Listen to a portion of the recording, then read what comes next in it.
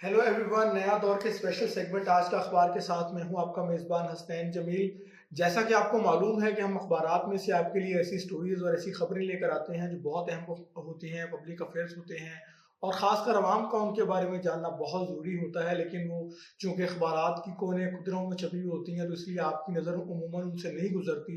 तो इसी तरह की 3 स्टोरीज़ हम अखबारात में से आपके लिए लेकर आए हैं जो बहुत इंपॉर्टेंट हैं और जिनके ऊपर बात करने की ज़रूरत है। तो सबसे पहली खबर हम रोज़नामा दुनिया से शामिल करेंगे, जिसमें लिखा गया है कि गैर कानूनी कब्जे और लीगी रहनुमाओं के खिलाफ तहकीकात शुरू कर दी गई हैं। और उनमें जो लीगी रहनुमाओं जिनके खिलाफ भी तहकीकात शुरू की गई हैं, उनमें ख्वाजा असफ, खुर्रम दस्तगीर, जावेद लतीफ़, शेख रुहेल असगर, शेख अकरम और शेर अली, जो आबद शेर अली साहब के वालिद साहब हैं, वो शामिल हैं।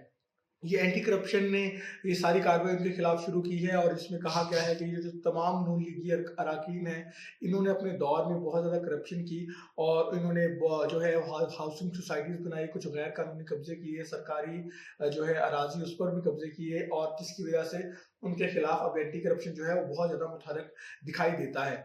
उसके अलावा ये कहा गया है कि ज़राए के मुताबिक ख्वाजा आसिफ ने जो है वो गैर कानूनी हाउसिंग सोसाइटी बनाई हुई थी और जावेद लतीफ़ साहब जो है जिनका ताल्लुक शेखुपुरा से है, उन्होंने भी जो है स्टेट लैंड पर पीसीबीएल और की लैंड पर जो है वो गैर कानूनी कब्जा किया है। साथ ही साथ उन्होंने ये भी कहा कि जो जावेद लतीफ़ साहब हैं, उन्होंने गैर कानूनी वेटिंग स्टैंड भी बनाया था और सर्विस स्टेशन और 5 दुकानें और हाईवे लैंड पर प्लाजा भी उन्होंने सरकारी अराजी पर बनाया है, जिसके खिलाफ उनके ऊपर जो है वो एंटी करप्शन ने केस कर दिया है। उसके अलावा जब हम बात करते हैं शेख रुहेल असगर साहब की, शेख रुहेल असगर साहब नून लीग के एमएनए हैं इधर लाहौर से, तो उनके ऊपर भी मुकदमात एंटी करप्शन ने शुरू किए हैं। उन्होंने कहा है कि इन्होंने भी गैर कानूनी कमर्शियल लैंड के ऊपर कब्जा किया। उसके अलावा गैर कानूनी बिस्किट फैक्ट्री भी बनाई और साथ ही साथ उन्होंने जो सरकारी ज़मीन पर उस पर वहाँ पर गैर कानूनी हाउसिंग सोसाइटी भी बनाई है। इसके अलावा जब डीजी एंटी करप्शन से बात की गई कि चूँकि हुकूमत का बयानिया है कि अपोजिशन का बयानिया है कि उनके खिलाफ सियासी एक जो है वो इंतकाम का निशाना उनको बनाया जा रहा है, तो जिस पर जो डीजी एंटी करप्शन है उन्होंने कहा कि बिल्कुल ऐसे नहीं है, हमारे पास सबूत हैं। और उन्होंने ये भी कहा कि एंटी करप्शन का जो इदारा है जो बिल्कुल सो रहा था, वो मुर्दा था, तो उसके उन्होंने उस घोड़े में दोबारा से फिर जान डालने की कोशिश की है।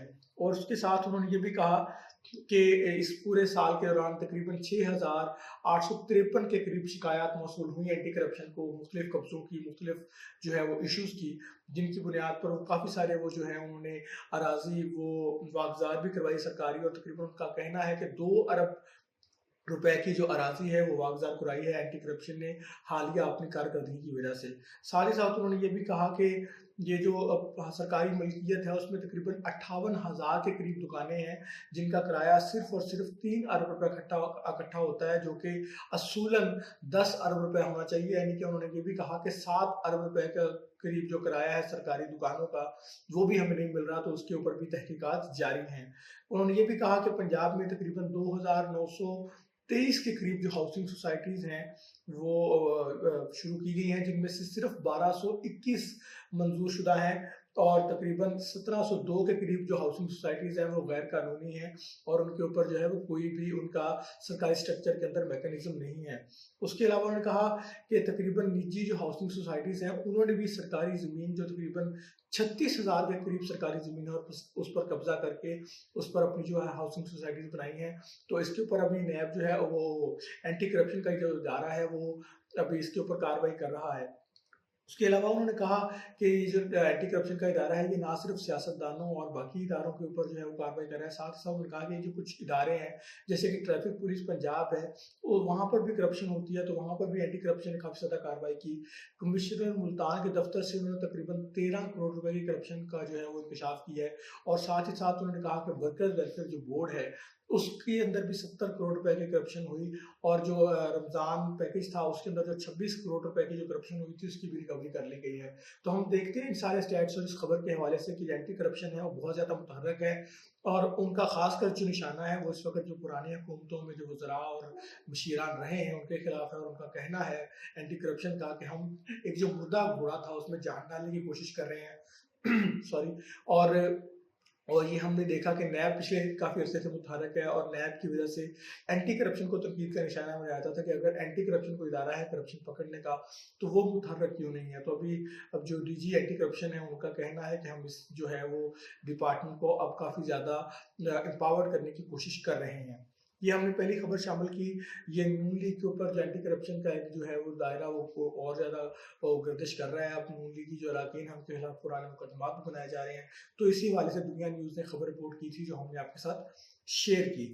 اس کے بعد دوسری اور اہم خبر یہ کل جب پرائم منسٹر عمران خان سیالکوٹ میں گئے ہیں اور سیالکوٹ میں جا کر انہوں نے وہ ایک ایئر لائن کمپنی کا افتتاح بھی کیا ہے، تو وہاں پر وزیر اعلیٰ عثمان بزدار بھی موجود تھے اور انہوں نے بعد میں میڈیا سے بات کی.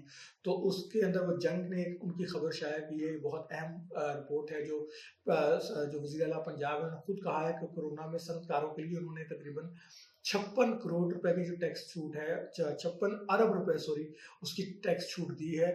اور جو صنعت کار ہیں بڑے بڑے، اس کے بعد انہوں نے کہا کہ سیالکوٹ میں رنگ روڈ چلڈرن ہاسپٹل بھی بنائیں گے.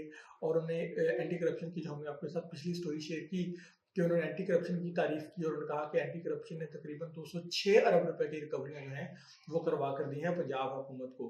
اور انہوں نے یہ بھی کہا کہ اگر لوگوں کی یہاں پر کوئی گنجائش نہیں ہے. اس کے علاوہ کشمیر کے اوپر بھی انہوں نے بات کی. ساتھ ہی ساتھ انہوں نے سیالکوٹ پسور روڈ کے اوپر بات کی کہ وہ بھی تعمیر کروائیں گے تاکہ یہ جو تجارتی کام ہے وہ ٹھیک ہو سکے. لیکن اس میں جو سب سے اہم پوائنٹ ہے وہ یہ ہے کہ صنعت کاروں کے لیے تقریباً 56 ارب روپے کی ٹیکس چھوٹ دی گئی ہے. کیوں دی گئی ہے؟ کورونا کے اندر وہ حکومت نے جو ان کو کافی سے ٹیکس چھوٹ دی. لیکن سب سے اہم بات یہ ہے کہ ہم نے پچھلے دنوں بھی ڈسکس کی کہ کس طرح مزدوروں کے حالات بہت برے ہیں. مختلف صنعت کاروں نے اپنی فیکٹریوں سے اپنی صنعتوں سے تقریباً ہزاروں لاکھوں کے قریب جو مزدور تھے وہ بے روزگار کر دیے. ان کو تنخواہ ہی نہیں دی گئی. پچھلے دنوں ہم نے دیکھا کہ ابراہیم فائبر کے جو ورکرز تھے وہ اپنی تنخواہوں کے مطالبے کے لیے کافی عرصہ جو ہے وہ فیصل آباد میں احتجاج کرتے رہے، پھر وہ لاہور میں کرتے رہے. اس کے علاوہ نشاط نے بھی کافی سارے لوگوں کو جو ہے وہ بے روزگار کیا تھا کورونا کے دوران. تو جب حکومت نے صنعت کاروں کو ٹیکس چھوٹ تو دے دی ہے، لیکن انہوں نے کبھی بھی ان سے نہیں پوچھا صنعت کاروں سے کہ آپ کے اندر آپ کے جو فیکٹریاں ہیں وہاں پر جو ملازمین کام کرتے ہیں، وہاں پر جو مزدور کام کرتے ہیں، آپ نے ان کی فلاح و بہبود کے لیے کیا کیا. تو آپ نے صنعت کاروں کو تو ٹیکس چھوٹ دے دی ہے، اتنی تقریباً 56 ارب روپے کی ٹیکس چھوٹ ہے، جبکہ عوام کے اوپر جو ملبہ ہے ٹیکس کا وہ بڑھتا جا رہا ہے. مہنگائی ہم نے دیکھا بڑھتی جا رہی ہے، ادویات کی قیمتیں بڑھ گئی ہیں، اس کے علاوہ پیٹرول بڑھ گیا ہے، اور روزمرہ جو ضروریاتی زندگی کی چیزیں ہیں جو عام لوگوں کی ایکسیس تک جو تھیں وہ بھی ان سے چھینی جا رہی ہیں. تو آپ نے وہاں پر ان کو ٹیکس چھوٹ نہیں دی، لیکن جو بڑے بڑے صنعت کار ہیں ان کو آپ نے تقریباً 56 ارب روپے کی ٹیکس چھوٹ دے دی ہے، جو بہت بڑا ایک کویسچن ہے حکومت کے اوپر کہ کیوں. وہ ایک برٹولٹ پریچ کی ایک کوٹیشن ہے کہ we are living in a system where profits are privatized and losses are socialized. کہ جب پروفٹ ہوتا ہے تو صنعت کاروں کی جیب میں جاتا ہے اور وہ پیسہ ان کا ہی رہتا ہے، لیکن جب بھی حکومت کو خسارے کا سامنا کرنا پڑتا ہے تو اس کا سارا جو ملبہ ہے حکومت وہ عام انسانوں پر لگاتی ہے. تو جب فیکٹریاں جن کو آپ ٹیکس چھوٹ دے رہے ہیں، آپ وہاں پر ورکرز کی اس کنڈیشن بھی دیکھیں کہ وہاں پہ ورکرز کی کیا حالات ہیں. ان کو بنیادی تنخواہیں وہ صنعتیں دے رہی ہیں کہ نہیں دے رہی. آپ صنعت کار تو امیر ہوتے جا رہے ہیں، لیکن وہاں پہ جو کام کرنے والے ورکرز ہیں وہ دن بدن غریب ہوتے جا رہے ہیں. اور ساتھ ہی ساتھ جب اب ہم یہ بھی آپ کے ساتھ شیئر کرتے چلیں کہ پرائم منسٹر نے جب پچھلے دنوں فیصل آباد کا ٹور کیا، انہوں نے فیصل آباد صنعت کاروں سے ملاقاتیں کی، تو صنعت کاروں نے کہا کہ جو لیبر انسپیکشن ہے جس کے ذریعے وہ لیبر کو چیک کرتے ہیں کہ لیبر کو آیا ان کے حقوق مل رہے ہیں کہ نہیں، تو صنعت کاروں نے اس کے اوپر احتجاج کیا اور کہا کہ لیبر انسپیکشن ختم کی جائے. یعنی کہ وہ جتنا مرضی چاہیں وہ لیبر کا استحصال کر لیں اور جتنا مرضی چاہیں وہ ان کو ایکسپلائٹ کر لیں، لیکن حکومت اس کے اوپر نہ پوچھے. تو آبویسلی حکومت بھی نے نہیں پوچھا کہ کورونا کے دوران آپ نے اتنے مزدوروں کو کیوں بے روزگار کیا، اور اگر آپ نے بے روزگار کیا بھی تو ان کو تنخواہیں پوری دی کہ نہیں دی. اس کے علاوہ جو بنیادی تنخواہ ہے 17,500 وہ بھی یہ صنعت کار جو ہیں وہ عام مزدوروں کو نہیں دیتے. آپ دیکھیں اگر آپ وزٹ کریں، میں تو 2-3 ٹور کیے ہوئے ہیں اور ہم نے دیکھا کہ تقریباً ہر فیکٹری میں 12,000 13,000 10,000 8,000 کے قریب ماہانہ پہ لوگوں کو رکھا جاتا ہے، لیکن حکومت کی مقرر کردہ 17,500 روپے جو تنخواہ ہے وہ بھی صنعت کار عام مزدوروں کو نہیں دیتے. لیکن اس ساری سچویشن کے اندر آپ کورونا کا بہانہ کر کے انہیں 56 ارب روپے کی ٹیکس چھوٹ دے رہے ہیں، لیکن کورونا کے اندر جو مزدور بے روزگار ہوئے جو ان صنعت کاروں نے بڑوں نے کیے ہیں ان سے کوئی پوچھنے والا نہیں ہے، ان کا کوئی جو ہے پرسان حال نہیں ہے. تو حکومت نے ایک طرح سے مزدوروں کی سرپرستی सरपरस्ती छोड़ दी है और इन सनतकारों की सरपरस्ती जो है वो शुरू कर दी है।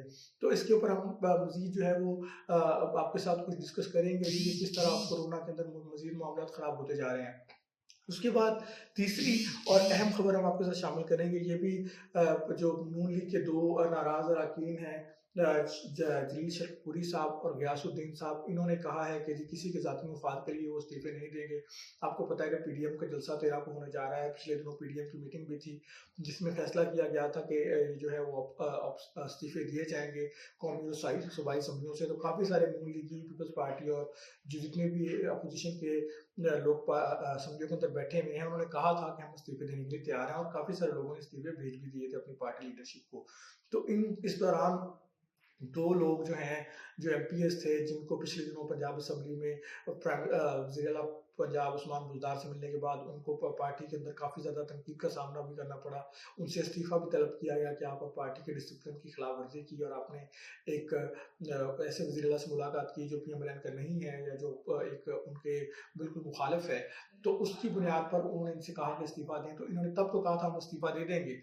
लेकिन अब जब पीडीएम ने इस्तीफों की बात की है तो ये कह रहे हैं कि हम किसी के ज़ाती मफाद में इस्तीफ़ा नहीं देंगे और हम जो है वो मुस्लिम लीग किसी की ख़ानदानी विरासत नहीं है, ओबियसली विरासत नहीं है, लेकिन पार्टी का जो डिसिप्लिन होता है उसमें शायद पाकिस्तान के अंदर एक डिसिप्लिन रहना चाहिए। ख़ासकर पॉलिटिकल पार्टीज़ को ये कल्चर जो है वो कम से कम अडॉप्ट करना चाहिए कि जो पार्टी लीडरशिप फैसला करती है उसके आगे सबको सरेंडर करना चाहिए। लेकिन पाकिस्तान में चूँकि डेमोक्रेसी का कल्चर नहीं है और हमने देखा कि फ्लोर क्रॉसिंग और जो लोटाक्रेसी है ये बहुत ज़्यादा अभी भी चल रही है और चलती रहेगी शायद जब तक हमारे पाकिस्तानी जमहूरी निज़ाम को ठीक ना किया गया। तो ये एक बहुत अहम खबर भी थी एक तरह से कि 2 ऐसे अरकान जो नाराज़ हैं पार्टी से काफ़ी अरसे से, उन्होंने कहा जी कि हम इस्तीफ़ा नहीं देंगे, तो भाई अपना दें, इसमें कोई मसला नहीं है।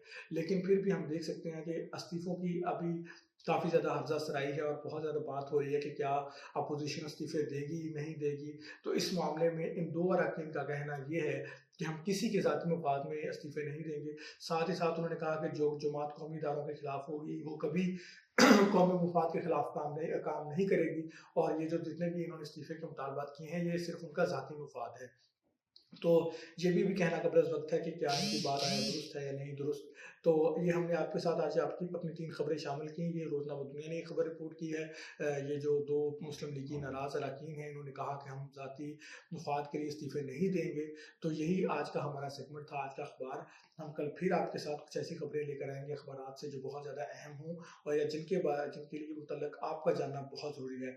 आपका मेज़बान हसनैन जमील आपसे ज़्यादा चाहता है नया दौर के साथ जुड़े रहिए। अल्लाह हाफ़िज़।